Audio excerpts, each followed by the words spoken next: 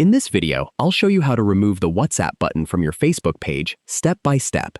If you've linked your WhatsApp number to your page and no longer want the button to appear, you can remove it from your page settings.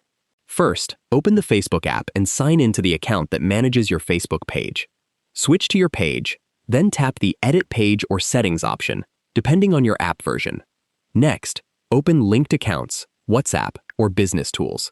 Tap your connected WhatsApp number to open its settings. You'll see an option to disconnect, remove, or unlink the WhatsApp account. Tap it, then confirm your choice when prompted. After the account is disconnected, return to your Facebook page and refresh it. The WhatsApp button should no longer appear on your page. If it's still visible, wait a few minutes for the changes to sync or update the Facebook app to the latest version. That's how you can quickly remove the WhatsApp button from your Facebook page. If you found this video helpful, please like the video and subscribe to the channel for more easy app tutorials. Thanks for watching.